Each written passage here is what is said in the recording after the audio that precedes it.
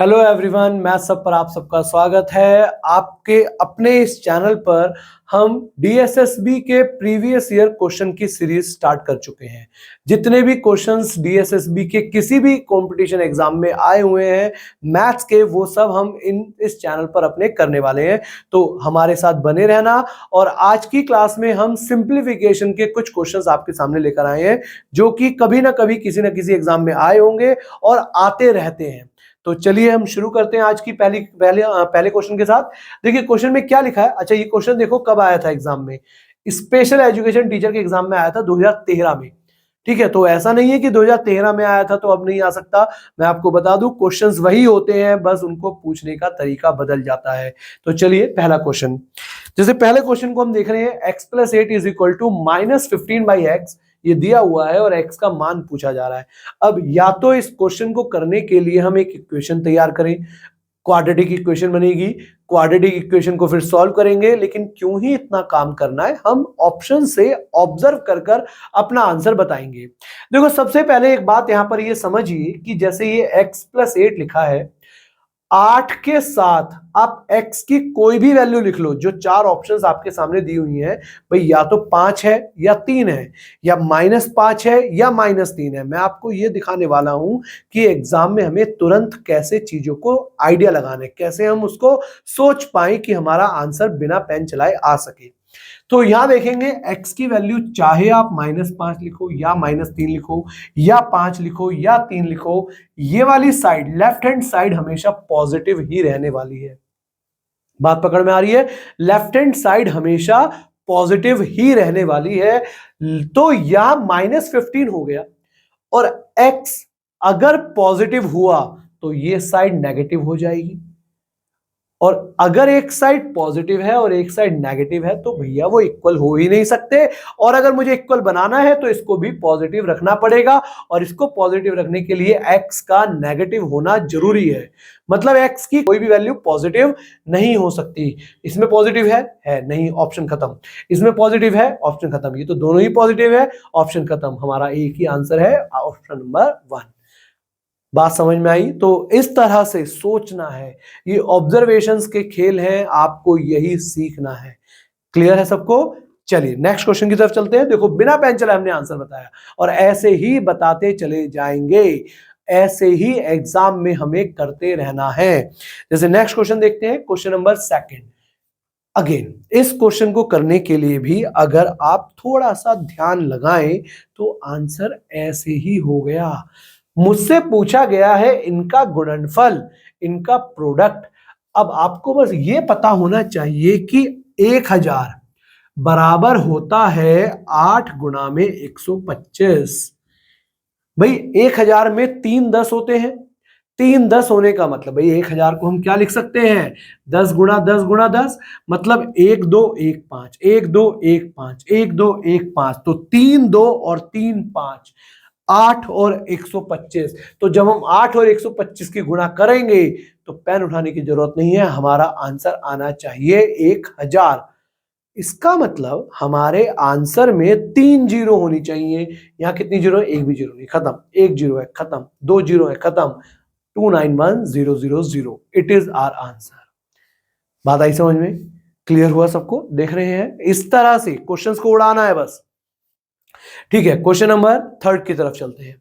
जब हम 3 क्वेश्चन को देखेंगे, निम्नलिखित में से कौन सी एक संख्या पूर्ण वर्ग नहीं है? पूर्ण वर्ग का मतलब परफेक्ट स्क्वायर। 36 6 का स्क्वायर, 121 11 का स्क्वायर, 100 10 का स्क्वायर, 132 किसी का स्क्वायर नहीं है। क्लियर हुआ? क्वेश्चन नंबर 3 था ये। चलिए क्वेश्चन नंबर 4। क्वेश्चन नंबर 4 देखेंगे, एकदम आसान। दोबारा से देखिए, ये 3 नंबर है और इन तीनों को मुझे जोड़ने के लिए कहा गया है। जब हम इन तीनों को जोड़ेंगे तो आप देखेंगे यहां डेसिमल के बाद 1 डिजिट है, यहां डेसिमल के बाद 2 डिजिट है, और इसमें डेसिमल है ही नहीं।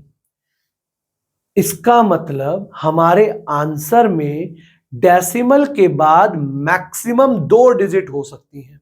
जैसे यहां पर 3 डिजिट हो गई, नहीं होगा। 3 डिजिट हो गई, नहीं होगा। 3 डिजिट हो गई, नहीं होगा। अब आप कहेंगे यहां पर भी 3 डिजिट है।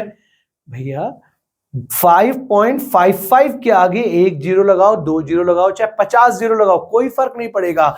मतलब अगर आपके सामने कहीं पर लिखा है 5.550 तो इसको मैं लिख सकता हूं 5.5500 या इसको मैं लिख सकता हूं 5.55।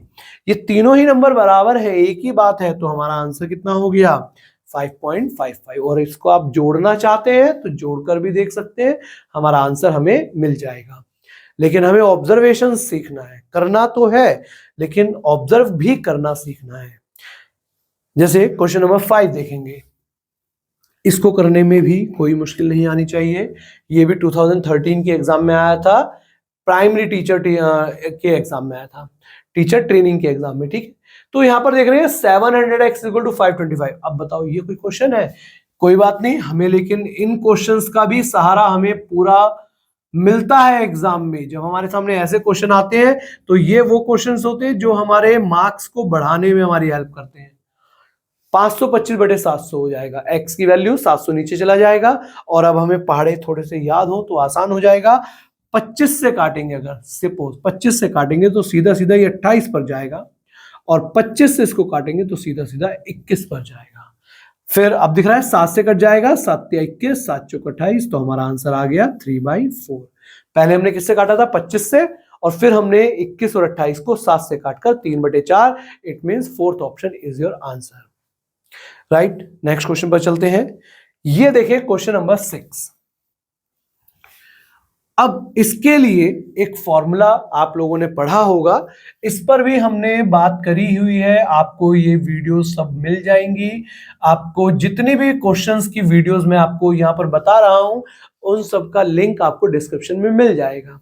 आपने कुछ फॉर्मूले देखे होंगे, जैसे a+b का होल स्क्वायर क्या होता है? a² + b² + 2ab। या एक फॉर्मूला देखा होगा a - b का होल स्क्वायर क्या होता है? a² + b² - 2ab। और एक और formula a² - b², a + b × a - b। ये तीन काफी बेसिक फॉर्मूलाज हैं जो ऑलमोस्ट हर स्टूडेंट को पता ही होंगे। अब इस क्वेश्चन को ना सॉल्व करने की मत सोचना। आप देखो, जैसे मान लीजिए ये नंबर लिखा है तो इसको मैं a मान लेता हूं, और इस नंबर को भी a मानना होगा, फिर भाई ये दोनों ही सेम ही नंबर है।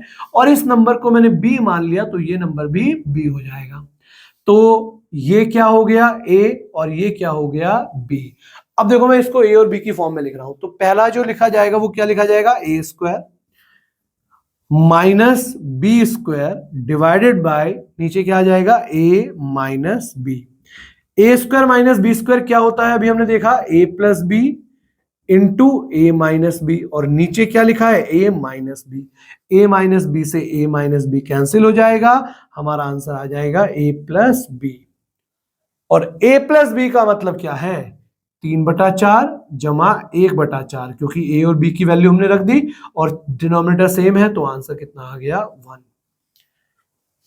अब हम कहीं इसको सॉल्व करने की सोचते, बहुत टाइम लग जाता, ठीक है ना। तो इस तरह से हमें क्वेश्चंस को अपने अंजाम देना है। चलिए नेक्स्ट क्वेश्चन की तरफ चलेंगे। और इतने तक जितना भी क्वेश्चन आपने अभी तक देखे हैं, अगर आपको कोई क्वेश्चन ऐसा लग रहा है कि नहीं आ रहा है समझ में, या कोई पॉइंट क्लियर नहीं हुआ, तो आप कमेंट बॉक्स में लिख सकते हैं। और अगर क्लियर हो गया है तो ये भी कमेंट बॉक्स में लिखिएगा। और कोशिश ये करा करो, देखो जैसे आप कोई क्वेश्चन देख रहे हैं मेरी वीडियो में, तो इस वीडियो को, क्वेश्चन आपके सामने आया उसको पॉज कर दो। पॉज करने के बाद क्वेश्चन को खुद से करने की कोशिश करो। आप करेंगे, आपको कॉन्फिडेंस आएगा, आपके आंसर्स निकलने शुरू हो जाएंगे, तो आपको अपने आप में ही एक अलग से फील होगा कि हाँ भाई मैं तो कुछ कर पा रहा हूं। तो बस उसको आप करिए। क्वेश्चन नंबर 7 देखेंगे। अगेन 7 देखो, यहां पर फिर दोबारा से वैसा ही कुछ क्वेश्चन है। आप देखेंगे ये क्या मैं मान सकता हूं? a, तो ये भी क्या हो जाएगा? a हो जाएगा। और इसको मान लीजिए मैंने लिखा b, तो ये हो जाएगा b। अच्छा ये क्या हो गया? यहां पर a हो गया और ये b हो गया। तो कुछ फॉर्मूला बनता हुआ नजर आ रहा है। क्या बन रहा है? a² + 2ab + b²। इसका भी हमने फॉर्मूला देखा था, क्या बना था? a + b का होल स्क्वायर। इट मींस हमारा आंसर क्या होगा? 1.5 + 0.5 का होल स्क्वायर। डेढ़ और आधा, भाई ये डेढ़ है ये आधा है तो 2 हो गया, या 1.5 और 0.5 ऐड करेंगे तो 2 और का स्क्वायर, आंसर इज 4। ठीक है, समझ में आया सबको? चलिए एक लास्ट क्वेश्चन और करते हैं आज की क्लास का, क्वेश्चन नंबर 8। देखिए क्या कह रहा है, 450 को, या ऐसा है 450 को किस लघुत्तम संख्या से गुणा किया जाना चाहिए कि वो एक पूर्ण वर्ग बन जाए। मतलब 450 में हम ऐसा क्या मल्टीप्लाई करें कि वो एक परफेक्ट स्क्वायर बन जाए। देखो इसको भी ना ऑप्शन से ही जाओ, क्यों ही हम बिना मतलब में इसको सॉल्व करें। आप देखते हैं जैसे 450 को मैं 4 से गुणा करता हूं, पहाड़े याद होने चाहिए यहां पर। 45 गुणा 4 होता है 180, और किसी भी नंबर को अगर आपको 4 से गुणा करना है तो 2 बार डबल कर दो। ये छोटी छोटी बातें हैं जो मैं आपको क्लासेस में, मेरे जो रेगुलर क्लासेस चलते हैं, रेगुलर बैचेस चलते हैं, उनमें मैं सिखाता रहता हूं। लेकिन इन वीडियोस में भी मैं आपको बीच बीच में ये बताता रहूंगा, तो ऐसा जरूरी नहीं है कि आपको बैच ही ज्वाइन करना है। आप यूट्यूब पर भी अगर आप मुझसे पढ़ रहे हैं तो आपको बहुत सारे ऐसे कंसेप्ट, बहुत सारी ऐसी बातें जानने को मिलेंगी जिनको अगर आप अपनी कैलकुलेशन के दौरान उनको अगर आप ले आते हैं अपनी हैबिट में तो वो चीजें आसान कर देगा। मैंने आपको क्या बताया, किसी भी नंबर को अगर मुझे 4 से गुणा करना है तो 4 से गुणा करने का मतलब है 2 बार डबल कर देना।